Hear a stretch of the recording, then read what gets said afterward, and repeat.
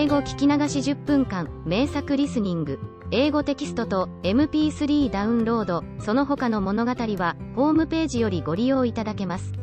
88thpp.com 88thpp.com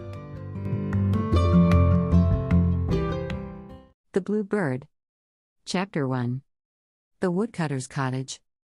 Once upon a time, a woodcutter and his wife lived in their cottage on the edge of a large and ancient forest. They had 2 dear little children who met with a most wonderful adventure. But, before telling you all about it, I must describe the children to you and let you know something of their character, for, if they had not been so sweet and brave and plucky, the curious story which you are about to hear would never have happened at all.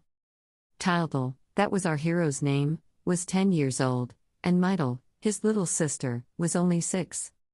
Tildel was a fine, tall little fellow, stout and well set up, with curly black hair which was often in a tangle, for he was fond of a romp. He was a great favorite because of his smiling and good-tempered face and the bright look in his eyes, but, best of all, he had the ways of a bold and fearless little man, which showed the noble qualities of his heart.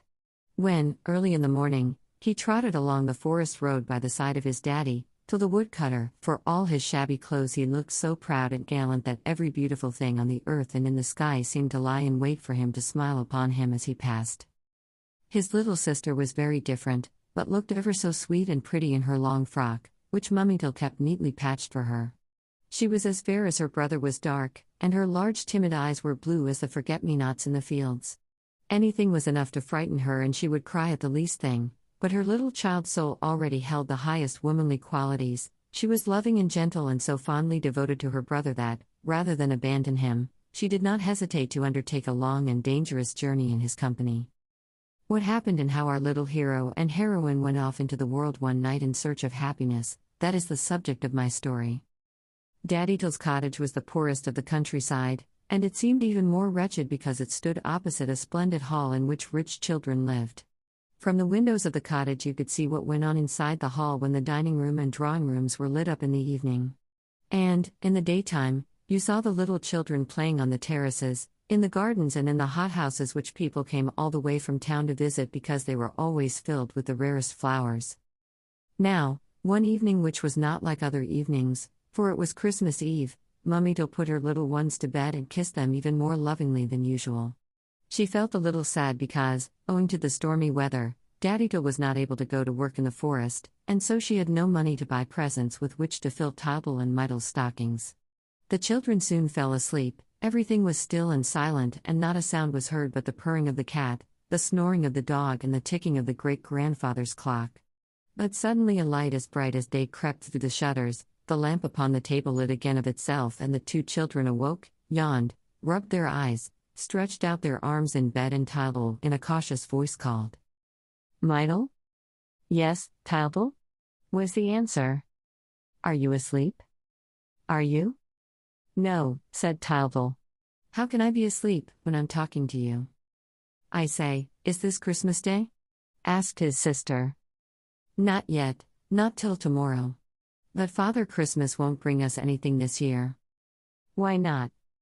"I heard Mummy say that she couldn't go to town to tell him. But he will come next year." "Is next year far off?" "A good long while," said the boy. "But he will come to the rich children tonight."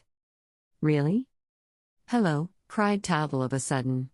"Mummy's forgotten to put out the lamp. I've an idea." "What?"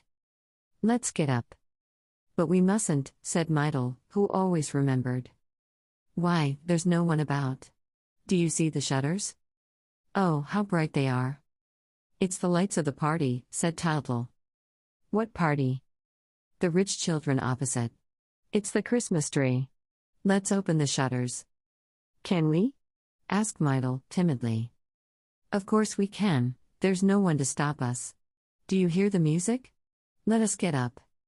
The 2 children jumped out of bed, ran to the window, climbed on the stool in front of it and threw back the shutters. A bright light filled the room, and the children looked out eagerly.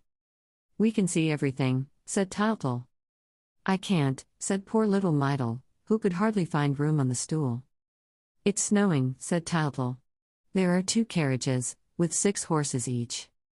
There are 12 little boys getting out, said Myrtle, who was doing her best to peep out of the window. Don't be silly. They're little girls. They've got knickerbockers on. Do be quiet. And look. What are those gold things there, hanging from the branches? Why, toys, to be sure, said Towel. Swords, guns, soldiers, cannons. And what's that, all round the table? Cakes and fruit and cream tarts. Oh, how pretty the children are, cried Myrtle, clapping her hands. And how they're laughing and laughing, answered Towel. And the little ones dancing. Yes, yes, let's dance too, shouted Towel. And the two children began to stamp their feet for joy on the stool. Oh, what fun, said Myrtle. They're getting the cakes, cried Towel. They can touch them. They're eating, they're eating, they're eating. Oh, how lovely, how lovely. Myrtle began to count imaginary cakes. I have 12. And I 4 times 12, said Towel. But I'll give you some. And our little friends, dancing, laughing and shrieking with delight, rejoiced so prettily in the other children's happiness that they forgot their own poverty and want. They were soon to have their reward. Suddenly, there came a loud knocking at the door. The startled children ceased their romp and dared not move a limb. Then the big wooden latch lifted of itself, with a loud creak, the door opened slowly, and in crept a little old woman, dressed all in green, with a red hood over her head. She was humpbacked and lame and had only one eye, her nose and chin almost touched, and she walked leaning on a stick. She was surely a fairy. 英語聞き流し10分間、名作リスニング。英語テキストと MP3 ダウンロード、その他の物語は、ホームページよりご利用いただけます。88thpp.com 88thpp.com